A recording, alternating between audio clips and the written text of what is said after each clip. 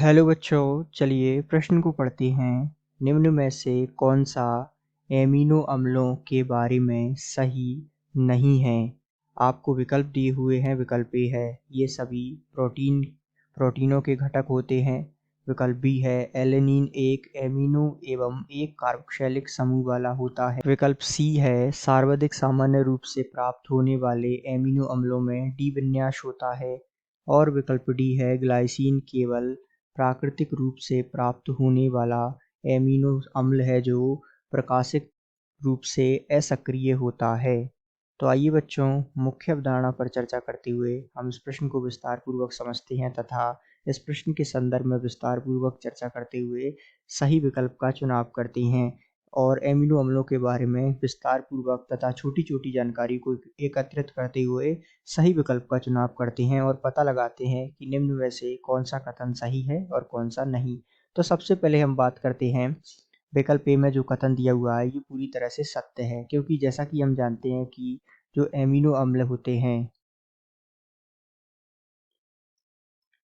वो एकलक के रूप में कार्य करते हैं, अर्थात एमिनो अम्लों के जो बहुलक होते हैं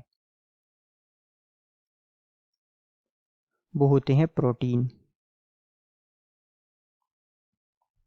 तो अर्थात ये जो दिया हुआ है कि ये सभी प्रोटीनों के घटक होते हैं, बिल्कुल सही बात है, क्योंकि हम प्रोटीनों का जल अपघटन करने पर हमें जो है एमिनो अम्ल ही प्राप्त होंगे। तो इस प्रकार ये जो है कथन बिल्कुल सही हो जाएगा। अब चूंकि हमें पता लगाना है सही नहीं है अर्थात गलत कथन है, तो हम आगे बढ़ते हैं, बात करते हैं विकल्प बी की। विकल्प बी में दिया हुआ है कि एलेनिन एक एमिनो एवं एक कार्बोक्सिलिक समूह वाला होता है। तो आइए सबसे पहले हम इसकी संरचना बना लेते हैं। तो एलेनिन की संरचना कुछ इस प्रकार होती है। यहाँ NH2, यहाँ होता है COOH तथा यहाँ उपस्थित होता है CH3 और यहाँ जुड़ा हुआ होता है नीचे हाइड्रोजन। तो ये जो है किसकी संरचना है? एलेनिन की। अब ये जो है बिल्कुल सत्य कथन हो जाएगा, क्योंकि इसमें एक कार्बोक्सिलिक समूह है और एक ही इसमें एमिनो समूह है। तो ये जो कथन हमें बी में दिया हुआ है ये भी सत्य हो जाएगा, अर्थात ये सत्य है, ये भी सत्य है, हमने पता लगा लिया।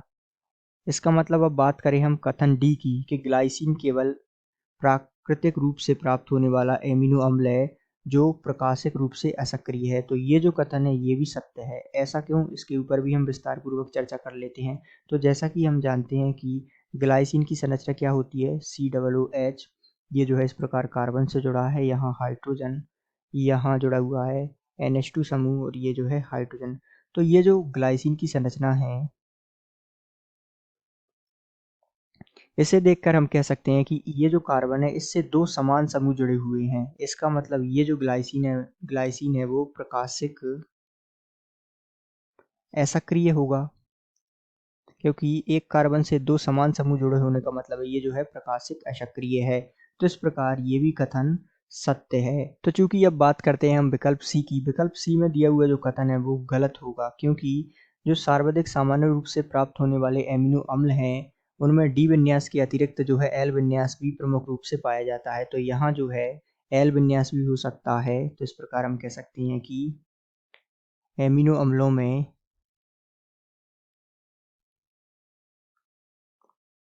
जो है एल विन्यास भी मुख्यतः पाया जाता है। यदि हम इस बात का उदाहरण समझे तो हम जो है एलानीन का उदाहरण द्वारा इस बात को समझते हैं। COOH CH3 और जो है यहाँ इस प्रकार NH2 समूह जुड़ा हुआ है बाईं ओर।